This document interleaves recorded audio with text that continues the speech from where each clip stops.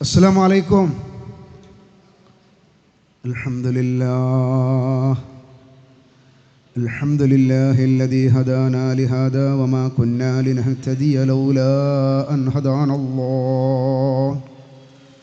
اللهم صل على محمد وعلى آل محمد كما صليت على إبراهيم وعلى آل إبراهيم إنك حميد مجيد.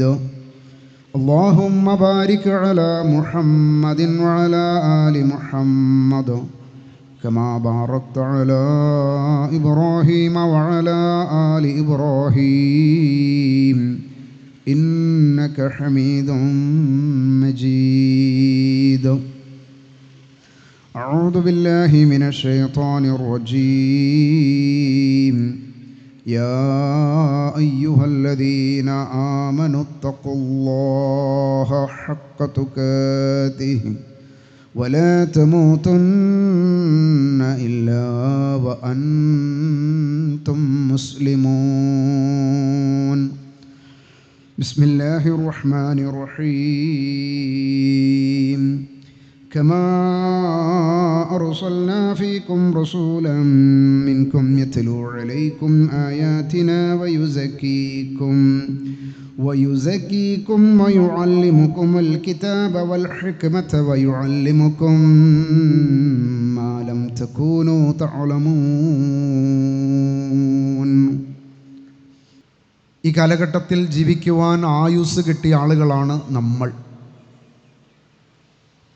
ഒന്നും കൂടി പറഞ്ഞാൽ ഏറ്റവും കൂടുതൽ നിഅമത്തുകൾ ലഭിച്ചുകൊണ്ടിരിക്കുന്ന ഒരു സമൂഹം. ഏതർത്ഥത്തിലാണ്? ഭൗതികമായ അർത്ഥത്തിൽ ഏറ്റവും അനുഗ്രഹം ലഭിച്ചിട്ടുള്ള സമൂഹം റസൂലുള്ളാഹി സ്വല്ലല്ലാഹു അലൈഹി വസല്ലമയുടെ കാലഘട്ടത്തിലെ ജനങ്ങളാണ്. അതുകൊണ്ട് റസൂലുള്ളാഹി അത് പറഞ്ഞു, ഖൈറുൽ ഖുറൂനി ഖർനി സുമ്മല്ലദീന യലൂനഹും സുമ്മല്ലദീന യലൂനഹും. അത് വളരെ ശ്രദ്ധേയമാണ്. എന്നാൽ സാമ്പത്തികമായിട്ട് ഭൗതികമായിട്ട് ഒരുപാട് അനുഗ്രഹങ്ങൾ നിറഞ്ഞു നിൽക്കുന്നൊരു കാലഘട്ടമാണ് ഇത്. ഒരു 10-20 വർഷം മുമ്പ് മരിച്ചുപോയ ആളുകൾക്കൊന്നും ലഭിച്ചിട്ടില്ലാത്തതിനേക്കാൾ ഒരുപാട് പുതിയ സംഭവങ്ങൾ നമുക്കൊക്കെ ലഭിച്ചുകൊണ്ടിരിക്കുന്നുണ്ട്. ഞാനതിനെക്കുറിച്ച് വിശദീകരിക്കുന്നില്ല. എന്നാൽ നമുക്ക് തന്നെയാണ് ലോകത്തിൻ്റെ ചരിത്രത്തിൽ ആദ്യമായിട്ട് ഒരു മനുഷ്യനെ ചൂണ്ടിക്കാണിച്ച് ഈ മനുഷ്യനാണ് ഞങ്ങളുടെ പടച്ചോൻ എന്ന് പറഞ്ഞ ഒരു കൗമ് നമ്മുടെ ഈ കാലഘട്ടത്തിലുള്ള ആളുകളാണ്. അള്ളാഹുവിൽ ശിർക്ക് വെച്ചിട്ടുള്ള ഒരു സമൂഹവും അവരാരാധിക്കുന്ന ആരാധ്യനാണ് അള്ളാഹു പടച്ചോൻ എന്ന് അവർ പറഞ്ഞിട്ടില്ല. അവർക്ക് ആ കാര്യത്തിൽ വലിയ ഭയപ്പാടുണ്ടായിരുന്നു. അത് പരിശുദ്ധ ഖുർആൻ വളരെ കൃത്യമായി കൊണ്ട് മുഴുവൻ മനുഷ്യർക്കും ബോധ്യപ്പെടുന്ന തരത്തിൽ പറഞ്ഞു. നബി സല്ലല്ലാഹു അലൈഹി വസല്ലമയോടാണ് പറയുന്നത്, നബിയെ ചോദിച്ചു നോക്കൂ അവരോട്, മൻ ഖലഖസ് സമാവാതി വൽ അർദ, ആകാശങ്ങളും ഭൂമിയും ഒക്കെ സൃഷ്ടിച്ചവൻ ആരാണ് എന്ന് നിങ്ങളുടെ മുമ്പിലുള്ള എല്ലാ പ്രശ്നങ്ങളും പ്രയാസങ്ങളും ലാത്തയോടും ഉസ്സയോടും മനാത്തയോടും ഹുബലിനോടും ഇബ്രാഹിം നബിയോടും ഇസ്മായിൽ നബിയോടും പറഞ്ഞുകൊണ്ടിരിക്കുന്ന ആ സമൂഹത്തോടൊന്ന് ചോദിക്കൂ നബിയെ, ആരാണ് ആകാശങ്ങളും ഭൂമിയും സൃഷ്ടിച്ചതെന്ന്. അവർ പറയും ലയഖൂലുന്നല്ലാഹ്, അത് അല്ലാഹു ആണ് എന്ന് പറയും. അത്രമേൽ ഉന്നതമായിട്ടുള്ള അറിവ് അവർക്ക് അല്ലാഹുവിലുണ്ടായിരുന്നു. എന്നാൽ എല്ലാ സാങ്കേതികമായിട്ടുള്ള അറിവുകൾക്കും വിദ്യാസമ്പന്നരായിരിക്കുന്ന ഈ കാലഘട്ടത്തിൽ എല്ലാ നിലയിലും നമുക്ക് സാമ്പത്തികമായിട്ടും വിദ്യാസമ്പന്നമായിട്ടും ഇത്രമേൽ ഉയർന്നു നിൽക്കുന്ന ഈ കാലഘട്ടത്തിൽ നമ്മളോടൊപ്പം ജീവിക്കുന്ന ഒരു വിഭാഗം ആളുകൾ പറയുന്നു, മടവൂരാരാ പടച്ചോനാണോ എന്ന് ചോദിക്കുന്നവരോട് നീ ചൊല്ല്, അതെ മടവൂരാണ് ഞങ്ങളെ പടച്ചോൻ എന്ന് നിങ്ങൾ അറിയണേ. ഇത്ര അപകടകരമായ ഒരു അവസ്ഥയിലേക്ക് മുസ്ലിം ഉമ്മത്ത് എത്തിയിട്ട് ഏതെങ്കിലും സംഘടനകൾ അതിൻ്റെ ഗൗരവത്തെക്കുറിച്ച് അവരെ അണികളെ വിളിച്ച് പറഞ്ഞു കൊടുത്തോ? പറഞ്ഞു കൊടുക്കാനുള്ള വലിയ ഒരു തടസ്സം എന്താണെന്ന് അറിയോ? കേരളത്തിൽ, നമ്മുടെ ഈ കൊച്ചു കേരളത്തിൽ അള്ളാഹുവിൻ്റെ ഖുർആനിനെ കൃത്യമായി പഠിക്കുകയും അതാണ് ജനങ്ങൾക്ക് പറഞ്ഞു കൊടുക്കേണ്ടത് എന്ന് ബോധ്യപ്പെടുകയും ചെയ്ത ഏതാനും പണ്ഡിതന്മാർ, അവർ പല ദിശകളിലായിരുന്നു, അവർ പല ദേശങ്ങളിലായിരുന്നു. കുട്ടായി അബ്ദുൽ ഹാജിയെ പോലെയുള്ള, രണ്ടത്താണി സെയ്ദ് മൗലവിയെ പോലെയുള്ള അങ്ങനെയുള്ള ഒരുപാട് പണ്ഡിതർ വ്യത്യസ്ത പ്രദേശങ്ങളിൽ ഉണ്ടായിരുന്ന ആളുകൾ. അവർക്ക് പരിശുദ്ധ ഖുർആനിൻ്റെ ആയത്തുകൾ ഉമ്മത്തിന് ലഭിക്കുന്നില്ല എന്ന് ബോധ്യം കിട്ടിയപ്പോൾ അവർ ആയത്തുകൾ ഓതിക്കൊണ്ട് ആളുകളെ ഉത്ബോധനം ചെയ്യാൻ തുടങ്ങി. അവരോട് പറഞ്ഞു, കൂട്ടരെ, നമ്മുടെയൊക്കെ വീടുകളിലും നമ്മുടെയൊക്കെ പള്ളികളിലും നമ്മൾ പാടിക്കൊണ്ടിരിക്കുന്ന ഈ വരികളും ഈ പാട്ടുകളും തേട്ടങ്ങളും അവരെ പടച്ചോനാക്കുന്നതിന് തുല്യമാണ്. അള്ളാഹുവിൻ്റെ ഒരുപാട് സിഫത്തുകളെ ഇവർക്ക് വകവെച്ചു കൊടുക്കുന്ന അപകടകരമായിട്ടുള്ള ഒരു സാഹചര്യമാണ് നിലനിൽക്കുന്നത് എന്ന് പറഞ്ഞപ്പോൾ ആ കാലഘട്ടത്തിലെ എതിർവിഭാഗത്തേക്ക് കടന്നു വന്ന പുരോഹിതന്മാർ, പണ്ഡിതന്മാർ, ആലിമീങ്ങൾ അവർ പറഞ്ഞു, ഇല്ല, ഒരിക്കലും ഇവരൊന്നും ഇലാഹുകളാണെന്ന് ഞങ്ങൾ വിശ്വസിക്കുന്നില്ല. അവർ ഇലാഹുകളാണെന്ന് ഞങ്ങൾക്ക് വിശ്വാസമില്ല. അവർ പടച്ചോനാണെന്ന് ഞങ്ങൾക്ക് വിശ്വാസമില്ല. അള്ളാഹുവിനോട് വളരെ അടുത്ത മഹാന്മാരെന്ന നിലയിൽ ഞങ്ങളുടെ പ്രശ്നങ്ങൾ, പ്രയാസങ്ങൾ, സങ്കടങ്ങൾ ഞങ്ങൾ അവരെ മുൻനിർത്തിക്കൊണ്ട് അള്ളാഹിനോട് പറയുന്നു. അന്നും അവരോട് പറയുക എന്നൊരു സംവിധാനത്തിലേക്ക് വന്നിട്ടില്ല. അവരെ നേർക്ക് വിളിച്ച് പറയുന്ന ഒരു സംവിധാനം അന്നില്ല. പക്ഷെ അന്ന് അവരെ മുൻനിർത്തിക്കൊണ്ട്, ഇടയാളന്മാരാക്കിക്കൊണ്ട് ഞങ്ങൾ അള്ളാഹുവിനോട് പറയുന്നു. അപ്പോൾ അള്ളാഹുവിന് വളരെ വേണ്ടപ്പെട്ടവരായ ആളുകളെ അവരുടെ പേരെടുത്ത് പറയുമ്പോൾ അള്ളാഹുവിൽ നിന്നൊരു പ്രത്യേക ശ്രദ്ധ ഈ പറയുന്ന ഞങ്ങളിലേക്ക് ഉണ്ടാകും. എന്താ എനിക്ക് വേണ്ടപ്പെട്ട ആളുകളെയാണല്ലോ ഒരു കൗമ്, ഒരു കൂട്ടം ഇരുന്ന് വിളിക്കണത്, എന്തായിരിക്കും അവരുടെ ആവശ്യമെന്ന് അള്ളാഹ് ഒന്ന് പ്രത്യേകം പരിഗണിക്കും. ആ പരിഗണനയാണ് ഞങ്ങൾക്ക് കിട്ടേണ്ടത്. അല്ലാതെ ഈ പറയപ്പെടുന്ന ആരും തന്നെ പടച്ചോനാണെന്ന് ഞങ്ങൾ പറയുന്നില്ല എന്ന് പറഞ്ഞു. പക്ഷേ അന്ന് വളരെ കൃത്യമായി കൊണ്ട് പരിശുദ്ധ ഖുർആനിലൂടെ ശിർക്ക് കടന്നു വന്ന വഴികളെ ഖുർആനിൻ്റെ ആയത്തുകളിലൂടെ മനസ്സിലാക്കിയ മഹാപണ്ഡിതന്മാർ അവരന്ന് പറഞ്ഞു, ഈ അപകടം ഇത് അതിവിദൂരമല്ലാത്ത ഒരു കാലത്ത് നിങ്ങൾ ഈ വിളിക്കുന്ന ഈ മഹാന്മാരെ തന്നെ നിങ്ങൾ പടച്ചോനായിട്ട് അവരോധിക്കുന്ന സാഹചര്യമുണ്ടാകുമെന്ന്. ആ സാഹചര്യമാണ് ഈ കാലയളവിൽ നമുക്ക് മുമ്പിൽ വന്നത്. നോക്കൂ, നമ്മുടെയൊക്കെ ഈ തെരുവിലൂടെ, ഈ തെരുവിലൂടെ അലഞ്ഞു നടന്നിരുന്ന, മാനസിക രോഗം കൊണ്ട് പ്രയാസപ്പെട്ടിരുന്ന ഒരു പാവം മനുഷ്യൻ ഈ കോഴിക്കോട് കുറ്റിച്ചിറയിൽ നിന്ന് സംസാരിക്കുമ്പോൾ ചിറ്റടി മീത്തേൽ അബൂബക്കർ മുസ്ലിയാരെ കുറിച്ച് കൂടുതലൊരു വിശദീകരണത്തിൻ്റെ ആവശ്യമില്ലാത്ത സ്ഥലമാണ്. കാരണം ഈ സദസ്സിലിരിക്കുന്ന പല ആളുകൾക്കും അദ്ദേഹവുമായിട്ട് നേരിട്ട് കണ്ട പരിചയമുണ്ട്. CM അഥവാ അബൂബക്കർ മുസ്ലിയാരെ ഞാനും കണ്ടിട്ടുണ്ട്. ആ മനുഷ്യന് മാനസികമായിട്ടുള്ള രോഗമുണ്ടായി. അദ്ദേഹത്തിൻ്റെ ഉമ്മ തന്നെ പല പണ്ഡിതന്മാരോടും അഭിപ്രായപ്പെട്ടിട്ടുണ്ട്, എൻ്റെ മോനക്ക് എന്തോ മാനസിക രോഗമാണ്, അവനെ നല്ലൊരു ഡോക്ടറെ കാണിക്കണമെന്ന്. സത്യസന്ധമായിട്ട് പറയണം, ആരോപണമല്ല, നിങ്ങൾക്കിത് അന്വേഷിക്കാം, ആവശ്യമെങ്കിൽ ഇതിനു വേണ്ടുന്ന തെളിവ് നമ്മൾ ഹാജരാക്കാം. അങ്ങനെ ഉമ്മക്ക് പോലും മാനസിക രോഗിയാണെന്ന് മനസ്സിലാക്കിയ ഒരു മനുഷ്യൻ അദ്ദേഹം വീട് വിട്ടിറങ്ങുകയാണ്, തെരുവിലൂടെ അലഞ്ഞു നടക്കുകയാണ്, നമസ്കാരം ഉപേക്ഷിക്കുകയാണ്, നോമ്പിനോടൊരു ബന്ധമില്ലാതാവുകയാണ്. ഇസ്ലാമിൽ അള്ളാഹുവിൻ്റെ റസൂല് പഠിപ്പിച്ച മര്യാദകൾ ഒന്നും തന്നെ ആ പാവം മനുഷ്യന് തൻ്റെ ജീവിതത്തിൽ പകർത്താൻ കഴിഞ്ഞില്ല. കാരണം എന്താ? അദ്ദേഹത്തിൻ്റെ മാനസിക നില തെറ്റി എന്നതാണ്. മാനസിക നില തെറ്റിയ ഒരു വ്യക്തിയെ സംബന്ധിച്ചിടത്തോളം ഈ പറയുന്ന ഇബാദത്തുകളൊന്നും അദ്ദേഹത്തിന് നിർബന്ധ ബാധ്യതയല്ല. പടച്ചതമ്പുരാൻ്റെ അടുത്തുനിന്ന് ആ വിഷയത്തിൽ അദ്ദേഹത്തിന് ശിക്ഷയുണ്ടാകുമെന്ന് നമുക്ക് മനസ്സിലാകുന്നില്ല. പക്ഷേ എങ്ങനെയാണ് മാനസികമായിട്ടുള്ള നില തെറ്റിയത് എന്നതിനെക്കുറിച്ചൊരു അന്വേഷണം നടത്തുമ്പോൾ ആ അന്വേഷണം ചെന്നെത്തുന്നത് ഒരു പഹയനിലേക്കാണ്. ആരാണ് ആ പഹയൻ? ആ പഹയൻ കാസർഗോഡ് കാസർഗോഡുകാരനായ മുഹിയുദ്ദീൻ അല്ല പുലിമൊയ്തീൻ എന്ന് പറയുന്ന ഒരു പഹയൻ.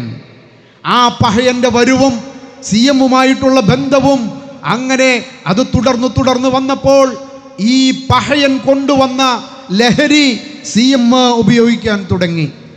ആ നിരന്തരമായിട്ടുള്ള ലഹരി ഉപയോഗത്തിന് ശേഷമാണ് പാവം ഒരു പള്ളിയിൽ മുദരിസായിരുന്ന, ഒരുപാട് കുട്ടികൾക്ക് ദർസോതി കൊടുത്തിരുന്ന ഈ ചിറ്റടി മീത്തേൽ അബൂബക്കർ മുസ്ലിയാരുടെ മാനസിക നില തെറ്റുന്നത്. അവിടെയാണ് നമ്മൾ കാര്യമായിട്ട് കാര്യങ്ങൾ മനസ്സിലാക്കേണ്ടത്. ഇതെങ്ങനെ എന്തിനാ പറയുന്നത്?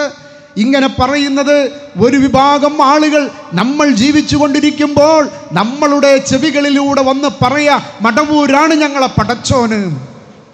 ആ അപകടത്തിൻ്റെ അവസ്ഥ ഇനിയും മൂർച്ഛിച്ച് മുന്നോട്ട് പോകാതിരിക്കാൻ യഥാർത്ഥത്തിൽ ആരായിരുന്നു CM മുഹമ്മദ് അബൂബക്കർ മുസ്ലിയാരെന്ന് ചെറിയ രീതിയിലെങ്കിലും നാട്ടുകാരെ, മനുഷ്യരെ നിങ്ങളൊന്ന് അറിയണം. അതിൻ്റെ ഹക്കായ രൂപത്തിൽ അറിയണം. ഒരു ആരോപണവുമില്ലാതെ, ഒന്നും അധികം പറയാതെ, ഒരുപാട് വെട്ടിക്കുറച്ച്, ഒരുപാട് വ്യക്തിപരമായിട്ടുള്ള പ്രശ്നങ്ങൾ വരുമ്പോൾ അതിലേക്ക് പ്രവേശിക്കാതെ, അതിൽ നിന്ന് കൃത്യമായിട്ടുള്ള വിവരം ഈ സമൂഹം അറിയണമെന്ന സതുദ്ദേശത്തോടു കൂടി മാത്രം പറയുകയാണ്. അദ്ദേഹം വിവാഹം കഴിച്ചു. സൈനബ് എന്നായിരുന്നു അദ്ദേഹത്തിൻ്റെ സഹധർമ്മിണിയുടെ പേര്. വിവാഹം കഴിച്ച് വീട്ടിലുണ്ട്. തൻ്റെ മാതാവ് വീട്ടിലുണ്ട്.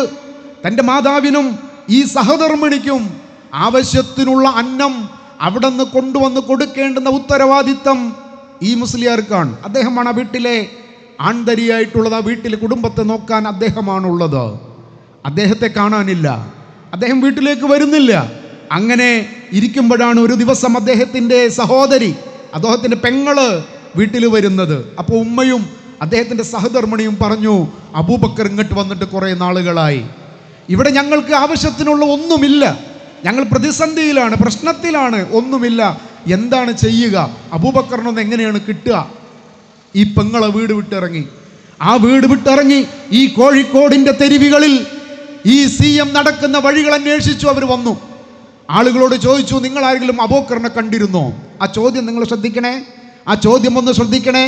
നിങ്ങളാരും ഷെയ്ഖുനയെ കണ്ടിരുന്നോ എന്ന ചോദ്യമല്ല. നിങ്ങളാരും മുദബ്ബിറുൽ ആലമിനെ കണ്ടിരുന്നോ എന്ന ചോദ്യമല്ല. നിങ്ങൾ ആരെങ്കിലും ഷെയ്ഖുൽ മശായിഖിനെ കണ്ടിരുന്നോ എന്നല്ല. നിങ്ങളാരും എൻ്റെ അബൂബക്കറിനെ കണ്ടിരുന്നോ? അതാ ചോദ്യം. പെങ്ങൾക്കറിയാം അത് വെറും ഒരു അബൂബക്കറായിരുന്നു എന്ന്. ആ ചില ആളുകൾ പറഞ്ഞു, ഇത് എന്ന സ്ഥലത്ത് ഇപ്പം കണ്ടു. ആ കണ്ടോടത്ത് ആളെ പിന്നെ കിട്ടണമെന്നില്ല, അവിടുന്ന് പോയിട്ടുണ്ടാവും. അങ്ങനെ ഒരു സ്ഥലത്ത് വെച്ച് അബൂബക്കറിനെ കണ്ടപ്പോൾ ഈ പെങ്ങള് ഈ CMനോട് പറയുന്ന ഏതാനും ചില വർത്തമാനങ്ങളുണ്ട്. അബൂബക്കറെ, നീ എവിടേക്കാണ് ഈ പോകുന്നത്? നിന്റെ ഉമ്മ വീട്ടിലില്ലടോ. നീ വിവാഹം ചെയ്തു കൊടുത്ത നിന്റെ പെണ്ണ് വീട്ടിലില്ലേ? അവർക്ക് എന്തെങ്കിലും ആവശ്യമുണ്ടോ എന്ന് അന്വേഷിക്കൽ നിന്റെ ഉത്തരവാദിത്വത്തിൽ പെട്ടതല്ലടോ. അവർക്ക് എണ്ണ വേണ്ടേ? സോപ്പ് വേണ്ടേ? ആഹാരത്തിന് ആവശ്യമുള്ളത് വേണ്ടേ? ഇതൊന്നും നൽകാൻ കഴിയാതെ നീ എവിടേക്കാണ് ഈ നടക്കുന്നത് എന്നൊരു ചോദ്യം ചോദിച്ചു. പെങ്ങള് തടഞ്ഞു നിർത്തി അബൂബക്കർ മുസ്ലിയാരെ. അബൂബക്കർ മുസ്ലിയാർക്ക് തോന്നി, ശരിയാണ്, അങ്ങനെ ഒരു ഉത്തരവാദിത്വം എനിക്കുണ്ടല്ലോ എന്ന് തോന്നി. അദ്ദേഹം ഉടനെ തന്നെ ഒരു വെള്ള പേപ്പർ മേടിച്ചു, ഒരു പെന്നും മേടിച്ചു. എന്നിട്ട് അതിൽ ചില അക്ഷരങ്ങൾ, ചില വരികൾ എഴുതി കൊടുത്തു. പെങ്ങൾ വിചാരിക്കും ഈ എഴുത്ത് തൊട്ടടുത്തുള്ള ഏതെങ്കിലും ഒരു സൂപ്പർ മാർക്കറ്റിൽ നിന്ന് ആവശ്യത്തിനുള്ള സാധനം തൽക്കാലം മേടിച്ചോ, ഞാൻ അടുത്ത ദിവസം കണ്ട് വരാം എന്നുള്ള പേപ്പറായിരിക്കുമെന്ന്. പക്ഷെ എന്തായിരുന്നു ആ എഴുത്തിൽ? ആ എഴുത്തിൽ ഞാൻ വിവാഹം ചെയ്തു കൊണ്ടുവന്ന സൈനബ് എന്ന് പറയുന്ന എൻ്റെ പ്രിയതമയെ ഞാൻ 3 തൊലാക്കും ചൊല്ലിയിട്ടുണ്ട്, അവളോട് പോകാൻ പറയുന്ന. ആലോചിച്ച് നോക്കൂ, ഒരു ലോക്കൽ മുസ്ലിമിന് പറ്റുമോ? പാടില്ല എന്നാ. 3 തൊലാക്ക് ഒരുമിച്ച് ചെല്ലൽ അനുവദനീയമല്ല. നിങ്ങൾ ഏത് പണ്ഡിതന്മാരോടും ചോദിച്ചോളി. സാക്ഷാൽ അള്ളാഹുവിന് പുറമെ ഇടയാളന്മാരോട് പ്രാർത്ഥിക്കാൻ 20-ലധികം ആയത്തുകൾ പരിശുദ്ധ ഖുർആനിലുണ്ട് എന്ന് പറയുന്ന സാക്ഷാൽ പേരോട് അബ്ദുറഹ്മാൻ സഖാഫിയെ നിങ്ങൾ ഫോണിൽ വിളിച്ചിട്ടോ നേരിട്ടോ കണ്ട് ചോദിക്കുക, അല്ല ഉസ്താദേ, ഒരാൾക്ക് 3 തൊലാക്ക് ഒരുമിച്ച് ചെല്ലാൻ പറ്റുമോ? ഉപയോഗിക്കും. ആരോടോ അത് പറഞ്ഞത് അങ്ങനെ പറ്റുമെന്ന് പറ്റൂല എന്ന് പറയും. പക്ഷെ CMന്റെ കാര്യം വരുമ്പോൾ ഇതേ പേരോട് ഉസ്താദ് അവിടെ വകുപ്പ് മാറ്റും. അതിനുള്ള ചില ഇൽമു മൂപ്പരെടുത്തുണ്ട്. അവനാൻ്റെ തടിമക്ക് തട്ടുന്നാണെങ്കിൽ ഉടനെ അവിടെ ഫത്വ മാറ്റാനും അത് തിരുത്തി പറയാനുള്ള കഴിവ് പേരോടിനെമ്പാടുമുണ്ട് എന്ന് ധാരാളം ബോധ്യപ്പെട്ടിട്ടുണ്ട്. അതുകൊണ്ട് പറയാ, അദ്ദേഹത്തെ കൊച്ചാക്കാൻ വേണ്ടി പറയല്ല. എന്താ ചെയ്തത്? 3 തൊലാക്കും ചൊല്ലി അവളോട് പോകാൻ പറയും. ഉമ്മാനെ തൊലാക്കെല്ലാം പറ്റുമോ? പറ്റൂല. അതുകൊണ്ട് ഉമ്മയെക്കുറിച്ച് പരാമർശമൊന്നും ഇല്ല കത്തിൽ. ഒന്നാലോചിച്ച് നോക്കുകയാണെ, ഇങ്ങനെ തൻ്റെ ഉമ്മയ്ക്കും തൻ്റെ സഹധർമ്മിണിക്കും യാതൊരുവിധ ആനുകൂല്യങ്ങളും അവരെ തിരിഞ്ഞു നോക്കാതെ തെരുവിലൂടെ നടന്നിരുന്നൊരു മനുഷ്യൻ, അദ്ദേഹമാണ് മുദബ്ബിറുൽ ആലം. അദ്ദേഹത്തെയാണ് വിളിച്ചു തേടുന്നത്. ഞങ്ങളെ കാക്കണം മടവൂരെ, ഞങ്ങളെ നോക്കണം ശൈഖോരെ, ഉങ്ങളെ തുണയല്ലാത്തൊരു തണലും ഞങ്ങളിലില്ല പൂങ്കവരെ, ഹയ്യെന്നവരുടെ ഹുബ്ബിലലിഞ്ഞ് ഹല്ലാജിനും ഫൗക്കിലായവരെ.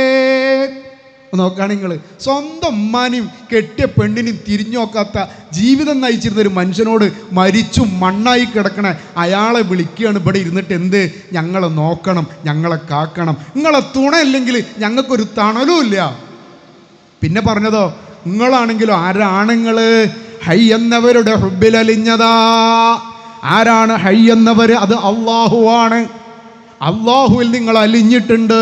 ഇനി അള്ളൊന്ന് വേറെ സിയം ഒന്ന് വേറെ എന്നൊന്ന് ഞങ്ങൾക്കില്ല, നിങ്ങൾ തന്നെയാണ് അല്ലാ. അതാണെങ്കിലോ ജീവിതകാലത്ത് ഹയാത്ത് കാലത്ത് ഈ പറയുന്ന സിയം തന്നെ പ്രഖ്യാപിച്ചതാണത്രേ. അദ്ദേഹം പറഞ്ഞു അനല്ലാ, ഞാൻ തന്നെയാടോ അല്ലാ എന്ന് പറഞ്ഞിട്ടുണ്ട് ജീവിതകാലത്ത്. അതിനെന്താ കുഴപ്പമെന്ന ഉസ്താദുമാർ ചോദിക്കുന്നത്. എന്താ ഇപ്പം അങ്ങനെ പറഞ്ഞിട്ട് കുഴപ്പം? എന്നിട്ട് ചില ആൾക്കാർ പറയാ ഹല്ലാജ് പണ്ട് അങ്ങനെ പറഞ്ഞിട്ട് ചില പ്രശ്നങ്ങളൊക്കെ ഉണ്ടായിക്കണ്, ഇവിടെ ആ പ്രശ്നം കൂടി നമ്മളെ നാട്ടിലുണ്ടായിട്ടില്ല. ഹല്ലാജ് പറഞ്ഞത് എന്താ? അനൽ ഹക്ക്. നിങ്ങളാ അന്വേഷിക്കുന്ന യാഥാർത്ഥ്യം അള്ളണ്ടല്ലോ, അള്ളാന്ന് പ്രയോഗിച്ചിട്ടില്ല കേട്ടോ. ഹല്ലാജ് അനൽ ഹക്ക്, ആ ഹക്ക് അത് ഞാൻ തന്നെയാണ് എന്ന് പറഞ്ഞു. അന്നത്തെ മുസ്ലിം പണ്ഡിതന്മാർ അദ്ദേഹത്തെ പിടികൂടി അന്നത്തെ ഖാദിയുടെ അടുത്ത് കൊണ്ടുപോയി കോടതിയിൽ ഹാജരാക്കി. ആ പറഞ്ഞതിൻ്റെ അപകടം അദ്ദേഹത്തെ ബോധ്യപ്പെടുത്തി. ഇസ്ലാമിൽ നിന്ന് പുറത്തു പോകുന്നതാണ്, മുർത്തദ്ദാകുന്നതാണ്, കഫറാകുന്നതാ, അതുകൊണ്ട് തിരിച്ചു പറയണം എന്ന് പറഞ്ഞു. ഹല്ലാജ് തിരിച്ചു പറഞ്ഞില്ല. അന്നത്തെ കോടതി അവരുടെ നിയമം നടപ്പിലാക്കി. അതിനേക്കാൾ ഹല്ലാജിനും ഫൗക്കലുകൾ കയറിയിരിക്കണെന്ന് പറഞ്ഞാൽ എന്താ? ഹല്ലാജ് അനൽ ഹക്ക് എന്ന് പറഞ്ഞു നിർത്തിയോടത്ത് അനല്ലോ എന്നു തന്നെ നിങ്ങളൊരു പേടിയില്ലാതെ പറഞ്ഞില്ലേ? നിങ്ങൾ തന്നെയാണ് അല്ലാ എന്ന് പറഞ്ഞില്ലേ? നോക്കുകയാണ് നിങ്ങൾ, നമ്മൾ ഉമ്മത്ത് എവിടെയാണ് നിൽക്കുന്നത്? നോക്കുകയാണ് നിങ്ങൾ എവിടെയാണ് നിൽക്കുന്നത്? ഇത് എപ്പത് പെട്ടെന്നൊരു CM-ലൂടെ തുടങ്ങിയതാണോ? അല്ല. ഇത് തുടങ്ങിയിട്ട് ഞാൻ പറഞ്ഞല്ലോ, പഴയകാല പണ്ഡിതന്മാർ ഖുർആനിൻ്റെ ആയത്തുകൾ ഓതി ജനങ്ങളെ തൗഹീദിലേക്ക് ക്ഷണിച്ചപ്പോൾ അന്നത്തെ പുരോഹിതന്മാർ, അന്നത്തെ ആലിമീങ്ങൾ, അന്നത്തെ പണ്ഡിതന്മാർ ആളുകൾ ഖുർആൻ പഠിക്കുന്നതിൽ നിന്ന് അവരെ ശ്രദ്ധ തെറ്റിക്കുന്നതിന് വേണ്ടി അന്ന് ഫത്വ ഇറക്കി. എന്താ ഫത്വ എന്നറിയോ? കൂട്ടരെ 3 ആയത്തിൻ്റെ അർത്ഥമെങ്ങാനും ഒരേ നെൽപ്പിന് ഒരാൾ പറഞ്ഞു പോയാൽ അവൻ മുർത്തദ്ദാണ്. നിങ്ങൾ കേട്ടുക്കണോ ഫത്വ? ഖുർആൻ്റെ ആയത്ത് 3 ഒരായത്ത് ഓതിയിട്ട് അതിൻ്റെ അർത്ഥം പറയാം. ഇനി അത്ര അത്യാവശ്യമാണെങ്കിൽ 2 ആയത്ത് ഓതിയിട്ട് അതിൻ്റെ അർത്ഥം പറയാം. 3-മതൊരായത്തും കൂടി ഓതിയിട്ട് അതിൻ്റെ അർത്ഥം പറഞ്ഞാൽ അവൻ ഇസ്ലാമിൽ നിന്ന് പുറത്താണ്.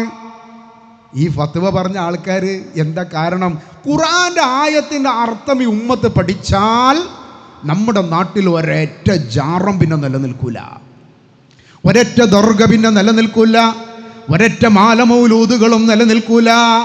അതുകൊണ്ട് തന്നെ ഖുർആൻ നിങ്ങൾ പഠിക്കരുതേ, അതിലേക്ക് അടുക്കരുതേ, അതിൻ്റെ അർത്ഥം പഠിക്കൽ നിങ്ങൾക്ക് നിർബന്ധമില്ല എന്ന് മാത്രമല്ല പ്രത്യേകം സുന്നത്ത് പോലും ഇല്ല എന്ന് ഫത്വ ഇറക്കി. ഫത്വ ഇറക്കുക മാത്രമല്ല, ആ ഫത്വ ജനങ്ങളിലേക്ക് എത്തിക്കുന്നതിന് വേണ്ടി ഒരു കിതാബ് തന്നെ രചിക്കപ്പെട്ടു ഈ കേരളത്തിൽ. തഹ്ദീറുൽ ഇഖ്വാൻ മിൻ തർജമത്തിൽ ഖുർആൻ എന്നാണ് ആ കിതാബിൻ്റെ പേര്. എന്താ അതിൻ്റെ തലക്കെട്ട് തന്നെ? ഖുർആനിൻ്റെ ആയത്തുകളുടെ അർത്ഥം ആളുകൾക്ക് അറിയുന്ന തരത്തിലേക്ക് പഠിപ്പിക്കുന്നവരെ നിങ്ങൾക്കുള്ള മുന്നറിയിപ്പ്. ഖുർആൻ്റെ ആയത്തിൻ്റെ അർത്ഥം പഠിക്കൽ നിങ്ങൾക്ക് നിർബന്ധമില്ല, പ്രത്യേകം സുന്നത്ത് പോലുമില്ല എന്നാ കിതാബിൽ എഴുതി വെച്ചു. ആലോചിച്ച് നോക്കുകയാണെ എത്രമാത്രം അബദ്ധത്തിലാണ് ഈ ഉമ്മത്തിനെ കൊണ്ടുനടന്നത്. പിന്നെ ഇപ്പോൾ കാലം കഴിയുമ്പോൾ കാണുന്നവരൊക്കെ പടച്ചോനാണെന്ന് പറയാൻ തുടങ്ങിയാൽ അതിലെന്താ അപകടം? കൂട്ടരെ, നോഹ് നബി അലൈഹിസ്സലാമിൻ്റെ കാലത്ത് ആ നോഹ് നബി അലൈഹിസ്സലാം തൻ്റെ ജീവിതത്തിൽ അവിടെയുണ്ടായിരുന്ന ആ മനുഷ്യരോട് വളരെ കൃത്യമായിട്ട് അള്ളാഹുവിൻ്റെ ആയത്തുകൾ അവരെ ഉദ്ധരിച്ചുകൊണ്ട്, അള്ളാഹുവാണ് നിങ്ങളുടെ ഇലാഹ്, ആ റബ്ബാണ് നിങ്ങൾക്ക് മക്കളെ തരുന്നത്, ആ റബ്ബാണ് നിങ്ങൾക്ക് മഴ തരുന്നത്, ആ റബ്ബാണ് നിങ്ങൾക്ക് സർവാനുഗ്രഹങ്ങളും നൽകുന്നത്, അതുകൊണ്ട് നിങ്ങൾ ഇസ്തിഗ്ഫാർ തേടേണ്ട, നിങ്ങൾക്ക് പാപമോചനം ചെയ്തു തരേണ്ടത് അത് അല്ലാഹ് മാത്രമാണ് എന്ന് തൻ്റെ ജനങ്ങളുടെ മുമ്പിൽ 950 കൊല്ലം സംസാരിച്ചു എന്നാണ് നോഹ് നബി അലൈഹിസ്സലാം. നോഹ് നബി അലൈഹിസ്സലാമിൻ്റെ സംസാരം ആ ജനത കേൾക്കാൻ ഒരു ചെറിയ താല്പര്യം ഉണ്ടോ എന്ന് ആ കാലഘട്ടത്തിലെ പുരോഹിതന്മാർക്ക് തോന്നിയപ്പോൾ ഉടനെ പുരോഹിതന്മാർ ഫത്വ ഇറക്കി. അവർ നൂഹ് നബിയുടെ ജനതയോട് പറഞ്ഞു, വഖാലു, അവർ പറഞ്ഞു, ലാ തദ്റുന്ന ആലിഹതകും വദ്ദൻ വലാ സുവാഅൻ വലാ യഊസ വലാ യഊഖ നസ്റാ. നൂഹ് പറയുന്നത് കേട്ടിട്ട് നിങ്ങൾ നിങ്ങളുടെ ഈ ഒദ്ദിനെയോ സുവാഇനെയോ യഊഖിനെയോ നസ്റിനെയോ നിങ്ങൾ ഒഴിവാക്കണ്ടട്ടോ. നൂഹ് പറയുന്നത് പുത്തൻ വാദമാണ്, അത് നമുക്ക് പരിചയമില്ലാത്ത വാദമാണ്, അതുകൊണ്ട് ഇവരാരും നിങ്ങൾ കൈവിടണ്ട എന്ന് പറഞ്ഞു. നൂഹ് നബി അലൈഹി സ്വലാമക്ക് അത് വല്ലാത്ത സങ്കടമായി. നൂഹ് നബി അള്ളാഹിനോട് പറഞ്ഞു, അല്ലാഹ്, എൻ്റെ ഈ കൗമിനോട് രാപ്പകലില്ലാതെ ലൈലം വനഹാറ, രാപ്പകലില്ലാതെ ഈ ജനങ്ങളോട് അല്ലാഹ് നിന്നെ ഒന്ന് അറിയണേ, നിന്നെ മാത്രം ആരാധിക്കണേ എന്ന് പറഞ്ഞപ്പോൾ ഇവരെന്നെ വല്ലാണ്ട് പ്രയാസപ്പെടുത്തുന്നല്ലാ, ഇവരെന്നെ വല്ലാണ്ട് പ്രയാസപ്പെടുന്നു. പരിശുദ്ധ ഖുർആനിൽ പല അധ്യായങ്ങളിൽ ആ സംഭവത്തെ നമുക്ക് പഠിപ്പിച്ചു തരിക. സൂറത്ത് ശുഅറായിൽ, അതുപോലെ തന്നെ സൂറത്തുൽ മുഅ്മിനൂൻ, സൂറത്തു ഖലം, അങ്ങനെ വ്യത്യസ്ത അധ്യായങ്ങളിൽ സൂറത്തു ഖമറിൽ വളരെ വ്യക്തമായിക്കൊണ്ട് നൂഹ് നബിയുടെ ആ സാഹചര്യങ്ങളെ, ആ നൂഹ് നബിയെയും ജനതയെയും നമ്മുടെ കണ്ണിൽ കാണിച്ചു തരുന്നത് പോലെ അള്ളാഹ് വിശദീകരിച്ചു തന്നു. എന്തായിരുന്നു പ്രശ്നം? ആ കാലഘട്ടത്തിൽ തന്നെ മരണപ്പെട്ടു പോയ മഹാന്മാരായിട്ടുള്ള ആളുകളുടെ ഖബറിൻ്റെ അടുത്ത് ചെന്ന് അവരോട് പരാതികളും സങ്കടം പറയുന്ന ജനത. അതാണ് രസം. ആരായിരുന്നു അവരൊക്കെ സ്വാലിഹീങ്ങളായ ആളുകളായിരുന്നു എന്നാ പറയുന്നത്. ഈ മരണപ്പെട്ട് ഖബറിൽ കിടക്കുന്ന ആളുകൾ ആരെങ്കിലും ഉണ്ടാക്കിയ രൂപമൊന്നുമല്ല. അവരീ പറയുന്ന ആളുകൾ ഇദ്രീസ് നബി അലൈഹി സ്വലാമിൻ്റെ ഒക്കെ ശിഷ്യന്മാരായി വന്ന ആദം നബിയുടെ സന്താന പരമ്പരയിലൂടെ വന്നിട്ടുള്ള ഒരു വലിയ സമൂഹം, വലിയ പണ്ഡിതന്മാരായിരുന്നു, മഹാന്മാരായിരുന്നു, സ്വാലിഹീങ്ങളായിരുന്നു. ആ സ്വാലിഹീങ്ങളടുത്ത് ചെന്നിട്ട് അവരുടെ പ്രശ്നങ്ങളും പ്രയാസങ്ങളും പറയാൻ തുടങ്ങിയപ്പോഴാണ് അള്ളാഹു നൂഹ് നബി അലൈഹി സ്വലാമിനെ പറഞ്ഞയച്ചത്. എന്നിട്ട് പറഞ്ഞു, അവരോട് ആ പരിപാടി നിർത്താൻ പറയണം. അത് അള്ളാഹ്ക്ക് ഇഷ്ടമുള്ള സംഗതിയല്ല.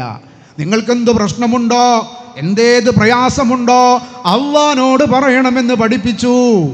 അവിടെയൊന്നും നൂഹ് നബി അലൈഹി സ്വലാം അള്ളാഹ് നിങ്ങൾ വിശ്വസിക്കുക, എന്നെ റസൂലായിട്ട് നിങ്ങൾ അംഗീകരിക്കുക, എന്നിട്ട് നിങ്ങൾക്ക് പറ്റുന്ന ഇടയാളന്മാരെ നമ്മൾ പറഞ്ഞുതരാമെന്ന് പറഞ്ഞില്ല. അവിടെയാണ് നമ്മൾ ശരിക്കും കാര്യങ്ങൾ അന്വേഷിച്ച് തുടങ്ങേണ്ടത്. നൂഹ് നബി അലൈഹി സ്വലാം പറഞ്ഞോ, നിങ്ങൾക്ക് ഇടയാളന്മാരാക്കാൻ പറ്റുന്ന ഇതൊന്നല്ല, നിങ്ങൾക്ക് അതിന് പറ്റുന്ന ആൾക്കാരെ നമ്മൾ പിന്നെ പറഞ്ഞുതരാം. ആദ്യം നിങ്ങൾ അള്ളാഹുവിൽ വിശ്വസിക്കൂ, ഞാൻ അള്ളാഹിൻ്റെ റസൂലാണെന്ന് വിശ്വസിക്കൂ, എന്നിട്ട് നിങ്ങൾക്ക് പറ്റണ ഇടയാളന്മാരാരാന്ന് അള്ളാഹിൻ്റെ അറിവോടെ നിങ്ങൾക്ക് പറഞ്ഞുതരാമെന്ന് പറഞ്ഞോ. എവിടെ ഉസ്താദുമാർ? പരിശുദ്ധ ഖുർആനിൽ 20-ലധികം ആയത്ത് അള്ളാഹു അല്ലാത്തവരോട് ദുആ ചെയ്യുവാനുണ്ട് എന്ന് പറയുമ്പോൾ ഒരായത്തെങ്കിലും കൊണ്ടുവന്നൊന്ന് തെളിയിക്കാൻ പറ്റുമോ? ഒരൊറ്റ ആയത്ത് ഇല്ല. ഒരൊറ്റ ആയത്ത് പോലും ഉണ്ടാവാൻ പാടില്ല. എൻ്റെ ഖുർആൻ പിന്നെ അള്ളാഹിൻ്റെ ഗ്രന്ഥമാണെന്ന് പറഞ്ഞ് നടക്കാൻ പറ്റൂല. എന്തേ? അത് അള്ളാഹുവിനെ പരിചയപ്പെടുത്താൻ വന്ന ഗ്രന്ഥമാണ്. അള്ളാഹുവിനെ പുറമെ മറ്റു പലരിലെയും വിശ്വാസമർപ്പിച്ചിരുന്ന, ഇബ്രാഹിം നബിയോട് തേടിയിരുന്ന ജനത, ഇസ്മായിൽ നബിയോട് സങ്കടം പറഞ്ഞിരുന്ന ജനത, ലാത്തയും ഉസ്സയും മനാത്തയും ഹുബലും അവരുടെ പ്രശ്നങ്ങൾക്കും പ്രയാസങ്ങൾക്കും പരിഹാരമാണ് എന്ന് വിശ്വസിച്ചിരുന്ന ജനത, ആ ജനതയോട് റസൂലുള്ളാഹി പറഞ്ഞത് ലാ ഇലാഹ ഇല്ലല്ലാഹ്, അല്ലാതെ ഒരു ഇലാഹുമില്ല, അവൻ്റെ അടുത്തല്ലാതെ നിങ്ങൾക്കൊരു കംപ്ലൈൻറ്റും പറയാനില്ല, ഒരു പരാതിയും ബോധിപ്പിക്കാനില്ല. എന്തേതു പ്രശ്നങ്ങളുണ്ടെങ്കിലും എന്തു പ്രയാസമുണ്ടെങ്കിലും നിങ്ങൾ വിളിച്ചോ അള്ളാഹിനെ വിളിച്ചോ. അള്ളാഹിൻ്റെ നല്ല ഇസ്മുകൾ, അള്ളാഹുവിൻ്റെ ഒരുപാട് നാമങ്ങളുണ്ട്, ആ നാമങ്ങൾ കൊണ്ടൊക്കെ അള്ളാഹിനെ വിളിച്ചോ. റസൂലുള്ളാഹി സ്വല്ലല്ലാഹു അലൈഹി വസല്ലം ഒരിക്കൽ കഅബയുടെ പരിസരത്ത് സുജൂദിൽ കിടക്കുമ്പോൾ യാ റഹ്മാൻ യാ റഹ്മാൻ എന്നിങ്ങനെ ആവർത്തിച്ച് വിളിക്കുന്നുണ്ട് അള്ളാഹിനെ. അങ്ങനെ വിളിക്കുന്നുണ്ട്. അത് കേട്ട് മുശ്രിക്കുകളായ ആളുകൾ അവരത് കേട്ടപ്പോൾ അവർ പറഞ്ഞു, അള്ളാഹിനെ മാത്രം വിളിക്കണമെന്ന് പറഞ്ഞ് മുഹമ്മദ് ഇപ്പോൾ റഹ്മാനെ വിളിക്കണേ. അവരത് പെട്ടെന്ന് ഫ്ലാഷാക്കി മറ്റൊരാളോട് ചെന്നിട്ട് പറഞ്ഞു, മുഹമ്മദ് റഹ്മാനും കൂടി വിളിക്കാൻ തുടങ്ങിയിട്ടുണ്ട്. ഈ റഹ്മാൻ ഒരു ചരിത്രം പറയുന്നുണ്ട്. ഏതോ അടുത്തൊരു പ്രദേശത്തൊരു കാര്യപ്പെട്ട വ്യക്തിയോ ശക്തിയോ ഒക്കെ ആയിട്ട് ആളുകൾ വിചാരിക്കുന്ന അതിൻ്റെ പേര് റഹ്മാൻ എന്ന് അവർ വിളിക്കുന്നു എന്നൊക്കെ പറയുന്നുണ്ട്. എന്തായാലും മുശ്രിക്കുകൾക്ക് അതൊരു വല്ലാത്തൊരു അത്ഭുതമായി തോന്നാൻ എന്താ കാരണം? അള്ളാഹുവിനോടല്ലാത്തൊരു പ്രാർത്ഥന റസൂലുള്ളാഹിക്ക് ഇല്ലാന്ന് മുശ്രിക്കുകൾക്ക് വരെ ബോധ്യപ്പെട്ടിരുന്നു. ആ ബോധ്യം നമ്മളെ കാലഘട്ടത്തിലെ മുസ്ലിം ഉമ്മത്തിനില്ലാതായി പോയത്. അവിടെയാണ് നമ്മുടെ വിഷയത്തിൻ്റെ ഗൗരവം കിടക്കുന്നത്. അതുകൊണ്ട് തന്നെയാണ് അവിടെ ആ സംഭവത്തിൻ്റെ പശ്ചാത്തലമായിട്ട് സൂറത്തു മാഇദയുടെ അവസാന ഭാഗത്ത് അതിനെ വിശദീകരിച്ചുകൊണ്ട് പറയുന്നുണ്ട്, നിങ്ങൾ അള്ളാഹുവിൻ്റെ ഉത്തമമായ നാമങ്ങൾ കൊണ്ടൊക്കെയും അള്ളാഹുവിനെ വിളിച്ചോ.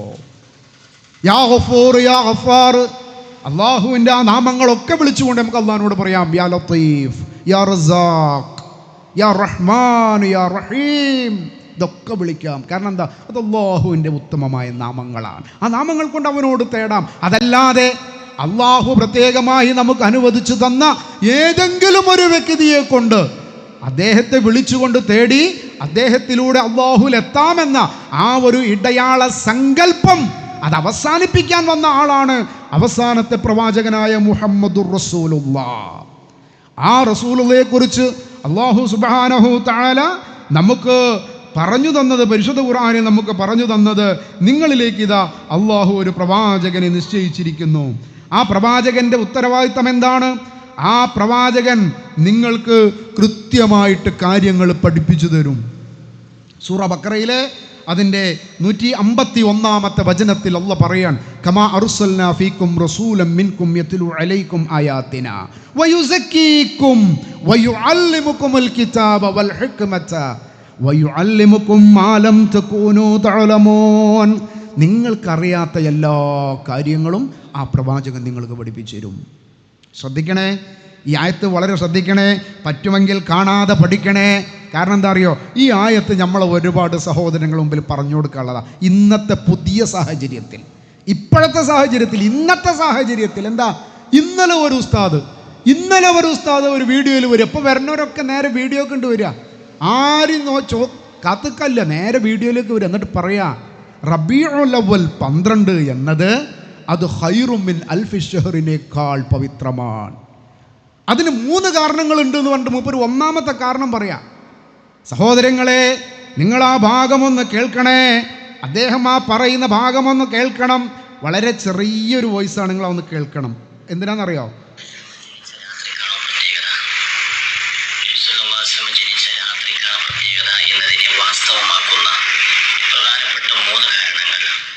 അത്ര ശബ്ദം ചിലമ്പായെന്നുണ്ട്, ക്ലിയർ ഇല്ല. അതിൽ പറയുന്നത് എന്താണെന്നറിയോ? റബീഉൽ അവ്വൽ 12 റസൂലുള്ള ജനിച്ച ദിവസം, ആ സുബയോടടുത്തുള്ള സമയമുണ്ടല്ലോ, അത് ഖൈറും മിൻ അൽഫി ഷഹറിനേക്കാൾ ഉത്തമമാണ് എന്ന് ആരാ പഠിപ്പിച്ചത്? അല്ലാഹ് പറയാൻ, നിങ്ങൾക്കറിയാത്ത കാര്യങ്ങളൊക്കെ പഠിപ്പിക്കാൻ നിങ്ങളിലേക്ക് ഇതാ പ്രവാചകനെ മുഹമ്മദ് റസൂലുള്ളയെ അയച്ചിരിക്കുന്നു. ഈ മുഹമ്മദ് റസൂലുള്ള നമ്മളോട് പറഞ്ഞോ അത് ഖൈറും മിൻ അൽഫി ഷഹറിനേക്കാൾ വലുതാണ്? റസൂലുള്ള പഠിപ്പിച്ചെന്നില്ല. അല്ലാഹ് പരിശുദ്ധ ഖുർആനിലൂടെ പറഞ്ഞ ഒന്നിനെ അവിടെ താഴ്ത്തി കെട്ടുക. ഏതാ? ഇന്നാ അൻസൽനാഹു ഫീ ലൈലത്തിൽ ഖദ്ർ വമാ അദ്റാക മാ ലൈലത്തുൽ ഖദ്ർ ലൈലത്തുൽ ഖദ്രി ഖൈറും മിൻ അൽഫി ഷഹർ. എത്ര കൃത്യമാണ്!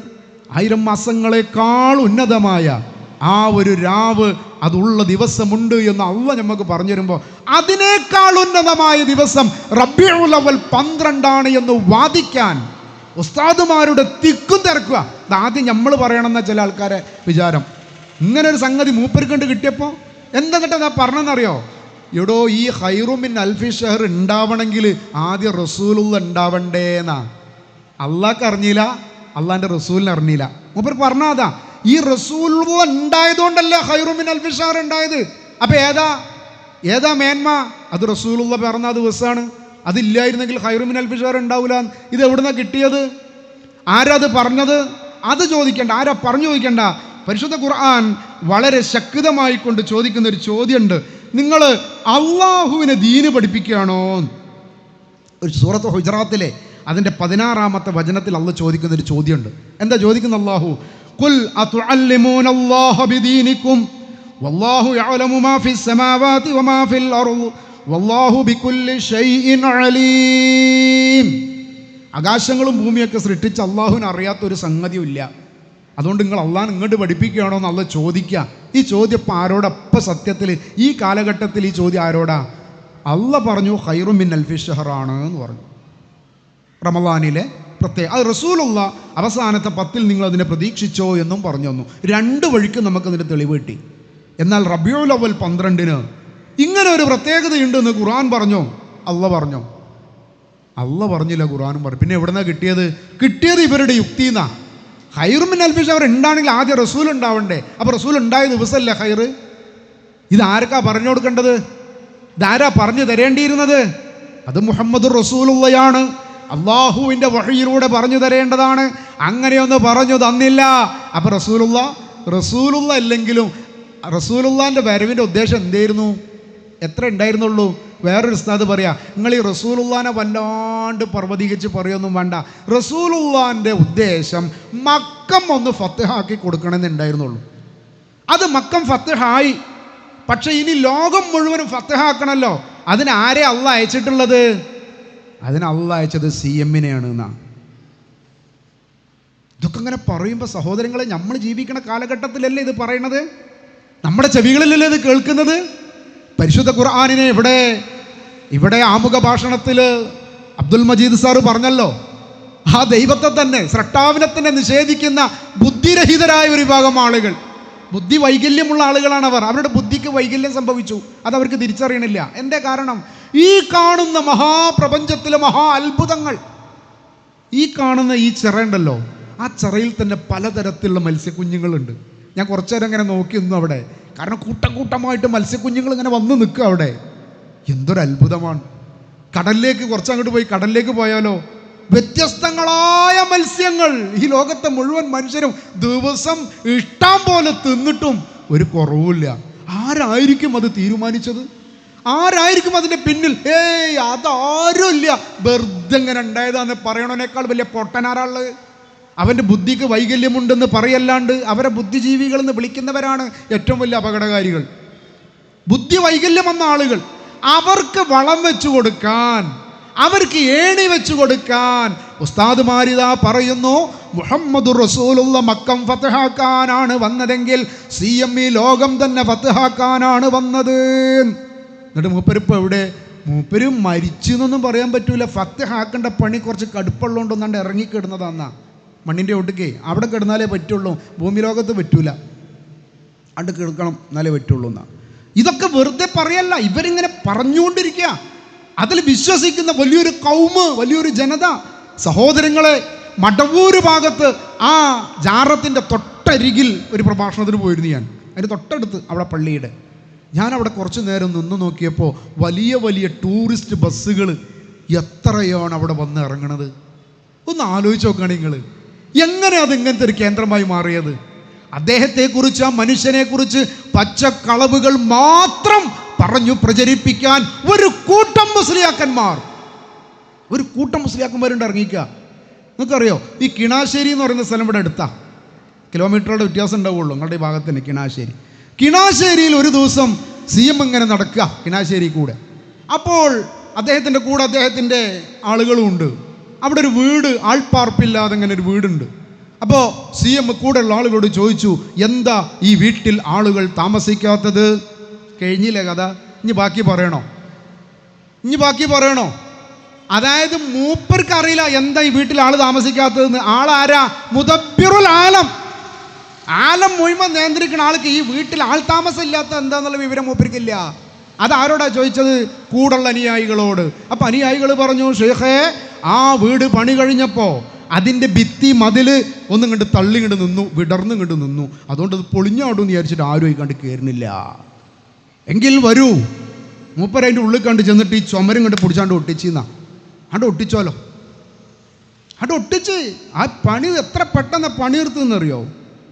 അവിടെ ഒട്ടിച്ച്. എന്നിട്ട് ഈ കള്ളക്കഥ പറഞ്ഞ മുസ്ലിയാർ, ഈ കള്ളക്കഥ ഉണ്ടാക്കിയ മുസ്ലിയാർ ആരാന്നറിയോ? അദ്ദേഹം പറയാണ്, ഇത് വലിയ ഒരു കറാമത്താണ്. പരിശുദ്ധ ഖുർആനിൽ കാണാം ഖിദ്ർ അലൈഹിസ്സലാമിൻ്റെ ഒരു കറാമത്ത്. അദ്ദേഹം പറയാട്ടോ, സൂറത്തുൽ കഹ്ഫിൽ കാണാം, ഖിദ്ർ നബി ഒരു കേട് വന്ന മതിൽ നന്നാക്കി കൊടുത്തത്. CM ഇവിടെ ചെയ്ത ഈ പണി വെച്ച് നോക്കുമ്പോൾ ഖിദ്ർ ചെയ്തത് തുലോം നിസാരമാണ്. ഒന്ന് ആലോചിച്ച് നോക്കുകയാണെങ്കിൽ കൂട്ടരെ, ഖുർആനിൽ അള്ളാഹ് വളരെ പ്രസക്തമായ ഒരുപാട് വിഷയങ്ങൾ നമ്മുടെ മുമ്പിൽ പറഞ്ഞു തന്നപ്പോൾ അതിൽ പ്രധാനപ്പെട്ട ഒരു സംഭവം ഖിദ്ർ നബി അലൈഹി സ്വലാമിലൂടെ മൂസാ നബി അലൈഹി സ്വലാം കൂടെയുള്ള സന്ദർഭത്തിൽ സംഭവിച്ച ഒന്ന്, ഈ കള്ളക്കഥയേക്കാൾ മോശമാണ്, അത്ര വലുപ്പമില്ല, എൻ്റെ കള്ളക്കഥൻ്റെ അടുത്ത് നിൽക്കാനോ ഇല്ല. അപ്പം ഇവിടുത്തെ യുക്തിവാദികൾക്ക് തോന്നി, എന്ത് മുസ്ലിയാരാണല്ലോ ഈ പറയണത്, ഹസനിയാണല്ലോ ഈ പറയണത്. അപ്പം പിന്നെ ഇവരെ ഖുർആാനും ഈ തലക്ക് ചൊക്കില്ലാത്ത ആളുടെ വർത്താനം ഇതാണോ ഖുർആൻ? എന്നാൽ പിന്നെ നിങ്ങൾ ഈ പറഞ്ഞ അള്ള ഉണ്ടാവുമോ എന്നാ ഓരോ ചോദ്യം. അപ്പം ഇവർക്ക് ഏണി വെച്ചു കൊടുക്കുക ഇങ്ങനത്തെ കള്ളക്കഥകൾ പറഞ്ഞിട്ട്. എന്നിട്ട് അയാൾ നിർത്തില്ല. അതിൻ്റെ ഒരു വർത്തമാനം കൂടി അദ്ദേഹം പറഞ്ഞത് എന്താണെന്നറിയോ? ഇനി എങ്ങാനും ഈ ദുനിയാവിലൊരു ഖുർആൻ അവതരിക്കുകയാണെങ്കിൽ അത് മുഴുവനും CM-നെ കുറിച്ചുള്ള ആയത്തുകളായിരിക്കും. അപ്പം ആരാണ് CM? ഇത് പെട്ടെന്നൊരാളാണ്ട് പാടിയതാ ഞങ്ങളെ പടച്ചോനാണെന്ന് അല്ല. ഖുർആൻ ആരുതാ? അള്ളാഹുവിൻ്റെ ആണ് അല്ലേ? ഖൈറുൽ കലാമി കലാമുല്ലാഹ്. അപ്പം ഇഞ്ഞൊരു ഖുർആൻ ഇറങ്ങുകയാണെങ്കിൽ ആ വചനങ്ങൾ ആരാ തീരുമാനിക്കുക? അത് CM തീരുമാനിക്കാൻ. മനസ്സിലായോ? അള്ളയാണ് എന്ന് എത്രയോ തവണ അവർ പറഞ്ഞിട്ടുണ്ട്, എത്രയോ തവണ ആവർത്തിച്ചിട്ടുണ്ട്. ഈ ഭൂമി ലോകത്തു നിന്ന് ഒരു ഇല പോലും ഞാൻ അറിയാതെ കൊഴിയുകയില്ല എന്ന് ഷെയ്ഖുന. അങ്ങനെ ഷെയ്ഖുന എന്നാണ്ട് പറഞ്ഞിട്ടാൽ മതി, പിന്നെ ആർക്കും പ്രശ്നമില്ല. ആരാ പറഞ്ഞെന്ന് വെച്ചാൽ ഷെയ്ഖുന തന്നെ പറഞ്ഞേ. ഈ സംഭവം ഒരിക്കൽ സാക്ഷാൽ പന്മള അബ്ദുൽ ഖാദർ മുസ്ലിയാരുടെ അടുത്ത് ചില മുതഅല്ലിമീങ്ങൾ കൂടിയിട്ടിരുന്ന് ചോദിച്ചു പന്മള അബ്ദുൽ ഖാദർ മുസ്ലിയാരോട്, ഷെയ്ഖുന നിങ്ങൾ എന്തുകൊണ്ടാണ് CM-നെ അംഗീകരിക്കാത്തത്? പന്മളയോട് ചോദിക്കുക, നിങ്ങൾ എന്തുകൊണ്ട് CM-നെ അംഗീകരിക്കുന്നില്ല? അദ്ദേഹം മുദബ്ബിറുൽ ആലമാണ് എന്ന് അദ്ദേഹം തന്നെ പറഞ്ഞിട്ടുണ്ടല്ലോ. അപ്പോൾ ഷെയ്ഖുന പറഞ്ഞു, അത് അദ്ദേഹം അങ്ങനെ പറഞ്ഞിട്ടുണ്ടെങ്കിൽ അദ്ദേഹം ജദ്ബിൻ്റെ ഹാലിൽ പറഞ്ഞതായിരിക്കും എന്ന് പറഞ്ഞു. ഇവിടെ ഒരു ക്ലാരിഫിക്കേഷൻ ആവശ്യം കേട്ടോ. നമ്മൾ മുസ്ലിം ഉമ്മത്തിൻ്റെ ഇടയിൽ ജദ്ബ് എന്ന് പറഞ്ഞു കഴിഞ്ഞാൽ അതൊരു വലിയ ദർജയാണെന്ന് വിചാരിക്കുന്നുണ്ട്. എന്തോ അമ്പിയാക്കൾ ഔലിയാക്കൾ എന്നൊക്കെ പറയുന്നത് പോലെ, കറാമത്ത് മുഅ്ജിസത്ത് എന്നൊക്കെ പറയുന്നത് പോലെ ഒരു വലിയൊരു സംഭവമാണ് ഈ ജദ്ബ് എന്ന് വിശ്വസിക്കുന്ന സാധാരണ ആളുകളുണ്ട്. അവർക്ക് മനസ്സിലാക്കാൻ വേണ്ടി പറയാം, ജദ്ബ് എന്ന് പറഞ്ഞാൽ മൂച്ചിപ്രാന്ത് എന്നാണ് അർത്ഥം.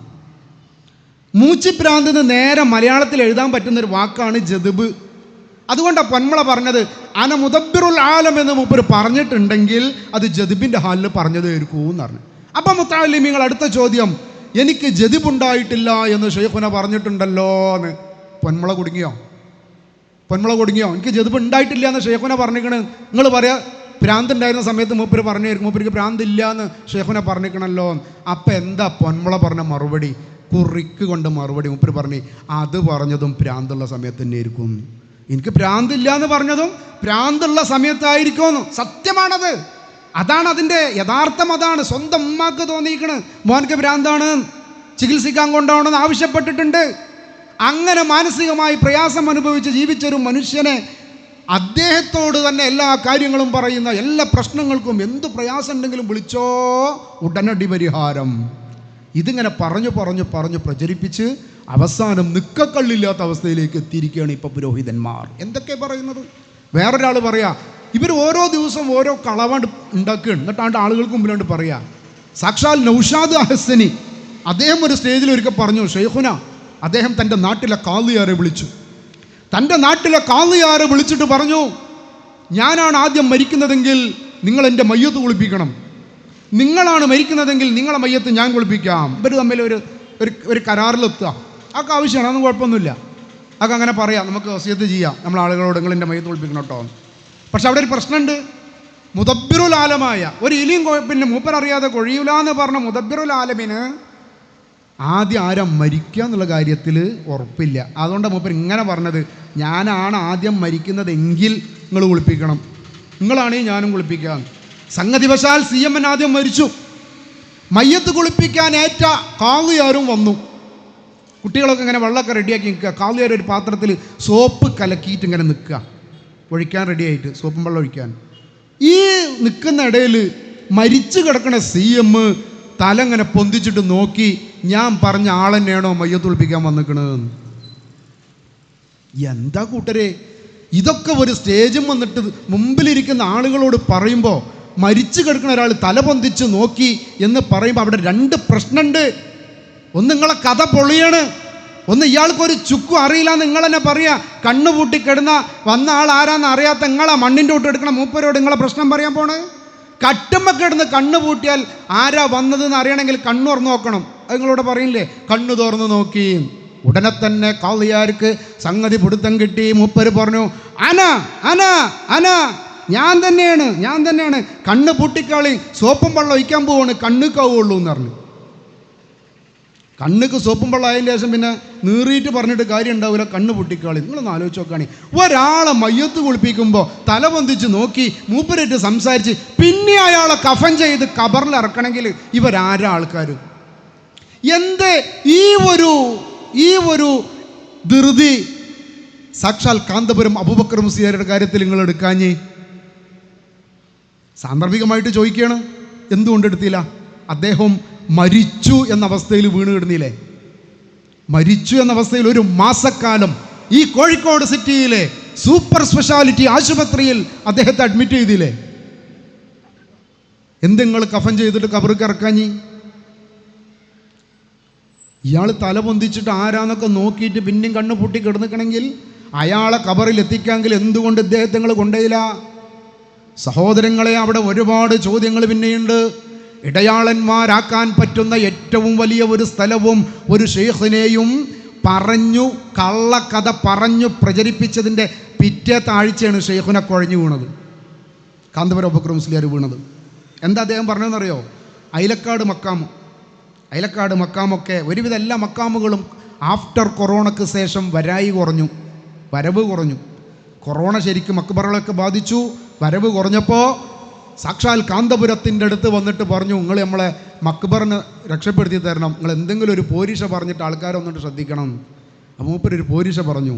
അയലക്കാട് മക്കാം വലിയ ഭയങ്കര അനുഭവമുള്ള ഒരുപാട് കറാമത്തുകൾ ഒഴുകിപ്പടക്കുന്ന സ്ഥലമാണ്. എന്താ? എൻ്റെ വീട്ടിൽ ഞങ്ങൾ കുടുംബക്കാരോ കൂടി ഇങ്ങനെ സംസാരിച്ചിരിക്കുമ്പോൾ വീട്ടിലെ ഒരു സഹോദരി പെട്ടെന്നാണ്ട് കുഴഞ്ഞാണ്ട് വീണു. ഞങ്ങൾ നോക്കുമ്പോൾ അവൾ മരിച്ചിക്കണ്, ഒരനക്കവും ഇല്ല. ഞങ്ങൾ പെട്ടെന്ന് ഓളെ ഒരു കാറിലിട്ടിട്ട് ഞങ്ങൾ ഇവിടുന്ന് കൊണ്ടുപോയി. എവിടേക്ക്? അയലക്കാട് മക്കാമിലേക്ക്. അവിടെ നിന്ന് വരുന്ന വഴിയിൽ താമരശ്ശേരി ചുരോ ഇറങ്ങി വരുന്ന സമയത്ത് കാറിൻ്റെ 4 ടയറും പൊട്ടി. 4 ടയറും കൂടി പൊട്ടണ്ടുണ്ടായിരുന്നില്ല എന്ന് എനിക്കൊരു അഭിപ്രായമുണ്ട്. ഒരു വണ്ടി ഇങ്ങനെ പോയിങ്ങാണ്ടിരിക്കുമ്പോൾ ഒറ്റയടിക്ക് 4 ടയറും കൂടി പൊട്ടുക എന്ന് പറഞ്ഞാൽ കുറച്ച് പ്രശ്നമാണ്. കുറേ കാലമായിട്ട് ഡ്രൈവിംഗ് അറിയുന്ന ഒരാൾ എന്ന നിലയിൽ അതിൻ്റെ പ്രയാസം ഞാൻ അങ്ങനെ ആലോചിക്കുക. 4 ടയറും കൂടി കൊണ്ട് പൊട്ടിയാൽ ആയിക്കോട്ടെ. അത് കഴിഞ്ഞ് ആ കാറ് മാറ്റി വേറൊരു കാറിലേക്കാക്കി വീണ്ടും പോയി. ആ പോണ പോക്കിലതാ 100 നായ്ക്കൾ, 99 എന്ന് പറഞ്ഞാൽ സമ്മതിക്കൂല കേട്ടോ, 100 നായ്ക്കൾ ആ കാറിനെ തടഞ്ഞു അതിൻ്റെ മുമ്പിൽ അവിടെ നിന്നു. അങ്ങനെ ഷെയ്ഖിനി ആൾക്കാരെ കൂടെ ഇറങ്ങി നായ്ക്കളൊക്കെ ഓടിച്ച്. ഇവരെ കണ്ടാൽ തന്നെ നായ്ക്കളൊക്കെ ഓടി. അങ്ങനെ വീണ്ടും പോയി മക്കാമിലെത്തി. ആ മക്കാമ് തുറന്ന് ഈ മരിച്ച സഹോദരിയെ മക്കാമിൻ്റെ ഉള്ളിലേക്ക് ഇട്ടു. എന്നിട്ടത് പൂട്ടിയിട്ട് ഒരു പുറത്തേക്ക് കൊണ്ടുവന്നു.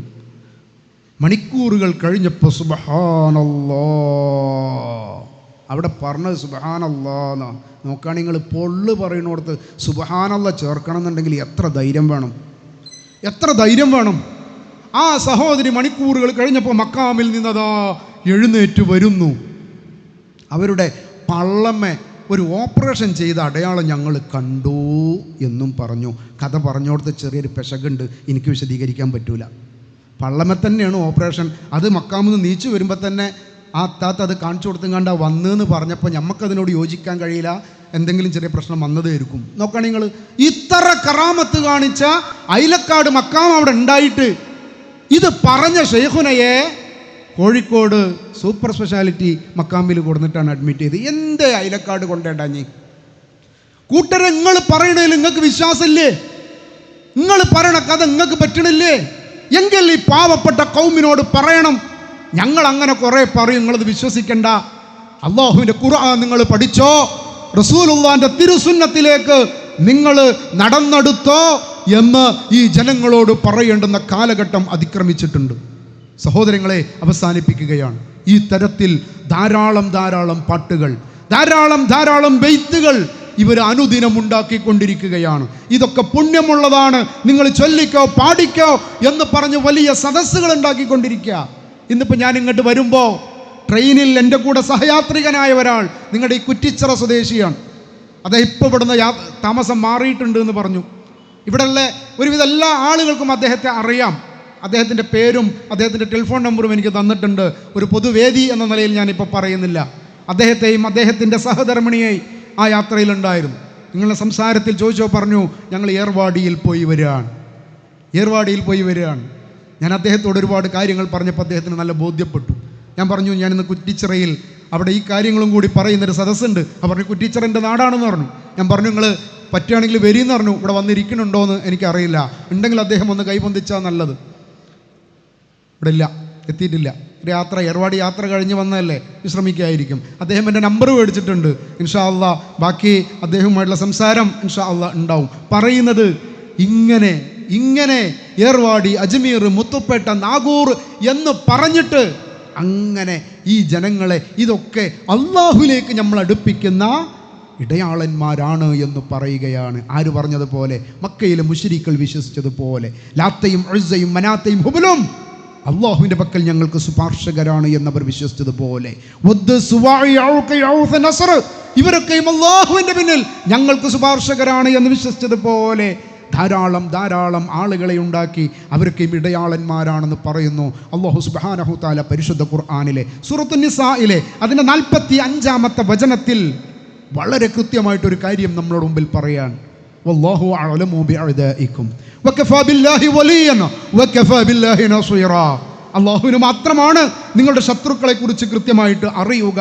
വകഫാ ബില്ലാഹി വലിയ, നിങ്ങൾ പേടിക്കണ്ട, നിങ്ങൾക്കൊരു സഹായിയായിട്ട്, ഒരു വലിയായിട്ട് അല്ലാഹ് മതി, അവൻ മതി എന്ന് അല്ലാഹ് പറയാ. വകഫാ ബില്ലാഹി നസീറാ, നിങ്ങൾക്ക് സംരക്ഷണത്തിന് അള്ളാഹു നിങ്ങൾക്ക് മതി എന്ന് പരിശുദ്ധ ഖുർആനിലൂടെ അല്ലാഹ് നമ്മളോട് പറഞ്ഞു തരുമ്പോൾ അത് പുത്തൻവാദമാണ്, അത് ഇസ്ലാമിന് അന്യമാണ്.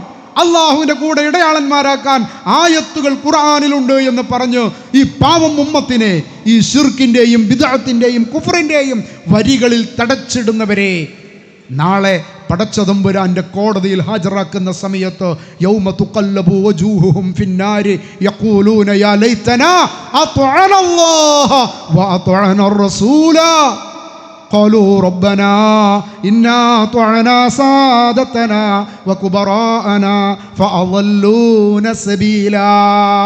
എത്ര രസമായിട്ടാ, എത്ര കൃത്യമായിട്ടാ അള്ളാഹ് പറഞ്ഞു തന്നത്. റബ്ബനാ ആതിഹിം ളഅഫൈനി മിനൽ അദാബ്. പടച്ചോനെ, ഞങ്ങളുടെ മാർഗം തെറ്റിച്ച ആരാന്നറിയോ? സാദത്തന, ഞങ്ങളുടെ സാദാത്യങ്ങളാണ്. വകുബറാഅന, ഞങ്ങളുടെ നേതാക്കന്മാരാ. നോക്കൂ നിങ്ങൾ, ഒരു രാഷ്ട്രീയ പാർട്ടിയുടെ ചർച്ചയിൽ അതിൻ്റെ ഉന്നതനായ ഒരു നേതാവ് നിങ്ങളുടെ പ്രശ്നങ്ങൾ, പാർട്ടി പ്രശ്നങ്ങൾ എന്തുണ്ടെങ്കിലും നേരിട്ട് പാർട്ടി പ്രസിഡന്റിനോട് പറയാം, അതാണ് നല്ലത്, നമുക്ക് ആ നേർക്ക് നേരെ അള്ളാഹിനോട് പറയണതല്ലേ ഏറ്റവും നല്ലത് എന്നൊരു വർത്താനം പറഞ്ഞപ്പോൾ അത് ഇസ്ലാമിക വിരുദ്ധമാണ് എന്ന് പറഞ്ഞു. എന്തെല്ലാം പ്രശ്നങ്ങൾ ഉണ്ടാക്കി. അപ്പോൾ അള്ളാഹിനോട് നേരിട്ട് പറയാൻ പാടില്ല എന്നാ? അള്ളാഹിനോട് മാത്രമേ പറയാൻ പാടുള്ളൂ എന്ന് ഖുർആൻ പറയാ. അലൈസല്ലാഹു ബികാഫിൻ അബ്ദ, അള്ളാഹിൻ്റെ അടിമക്ക് അള്ളാഹ് പോരേ എന്ന് ചോദിക്കുമ്പോൾ അള്ളാഹ് മാത്രം പോരല്ല, അമൃതങ്ങൾ വേണം, മൊഹീദ്ദീൻ ഷെയ്ഖ് വേണം, ബദരീങ്ങൾ വേണം, CM വേണം, മുത്തുപ്പേട്ട വേണം എന്നിട്ട് ഇങ്ങനെ പറയാൻ ഒരുപാട് കേന്ദ്രങ്ങൾ ഉണ്ടാക്കി കൊടുത്ത ഉസ്താദുമാരെ വളരെ വിനയത്തോടുകൂടി വളരെ ഗുണകാംക്ഷയോടുകൂടി പറയാ, ഈ ഉമ്മത്തിനെ പിഴപ്പിക്കല്ല. ഈ ഉമ്മത്ത് പിഴച്ചു പോയാൽ ആ പിഴച്ചു പോകുന്ന പോക്ക് നേരെ പോകുന്നത് യുക്തിവാദത്തിലേക്കാ, നിരീശ്വരവാദത്തിലേക്കാ. അത് ഈ സമുദായത്തിന് പ്രശ്നമാണ്, സമൂഹത്തിന് പ്രശ്നമാണ്, ഈ നാടിനാപത്താണ്. എന്താ യുക്തിവാദികളുടെ വാദം? വീട്ടിൽ വയസ്സായ വാപ്പി ഉമ്മ ഉണ്ടെന്നുണ്ടെങ്കിൽ ഐറ്റങ്ങളെ പിടിച്ച് പുറത്ത് കിടന്നെന്നാണ്. എന്തിനാ വെറുതെ ഈ ചണ്ടിയും ചരക്കും നിങ്ങൾ ഏൽക്കണമെന്ന്? ഒരു നന്ദിയും ഒരു മനുഷ്യനോടും പറയേണ്ട ആവശ്യമില്ല. അതാണ് ലിബറലിസം അല്ലേ? അതിൻ്റെ മൂത്താപ്പന്മാർ പറഞ്ഞെടുക്കുന്ന അതാ. ഇന്നൊരു പെണ്ണിൻ്റെ അടുത്ത് പോയാൽ നാളെ വേറെ പോയിക്കടോ. നമ്മളൊക്കെ വീടുകളിലേക്ക് ഇവർ കയറി വരുമ്പോഴേ എന്താ പതെന്ന് ചോദിച്ചാൽ ഇതല്ല ഇപ്പോൾ ഇവിടുത്തെ നടപ്പ്, ഇതാണ് ലിബറലിസം എന്ന് പറഞ്ഞ് നമ്മൾ മാറി നിന്ന് കൊടുക്കേണ്ടി വരും. അത്ര അപകടം പിടിച്ചതിലേക്കാ നിരീശ്വരവാദ പ്രസ്ഥാനങ്ങൾ നടന്നു നീങ്ങുന്നത്. അതുകൊണ്ട് അതിലേക്ക് ഏണി വെച്ചു കൊടുക്കരുത്. ലാ ഇലാഹ ഇല്ലല്ലാഹ് അത് കൃത്യമായി ബോധ്യപ്പെടുത്തണം. അതിനായിരിക്കണം മദ്രസകൾ, അതിനായിരിക്കണം പള്ളി ദർസുകൾ, അതിനായിരിക്കണം കോളേജുകൾ. അല്ലാഹു സുബ്ഹാനഹു തആല നമ്മെ അനുഗ്രഹിക്കുമാറാവട്ടെ. വആഖിറു ദഅ്വാനാ അനിൽ ഹംദുലില്ലാഹി റബ്ബിൽ ആലമീൻ. വസ്സലാമു അലൈക്കും വറഹ്മത്തുള്ളാഹി.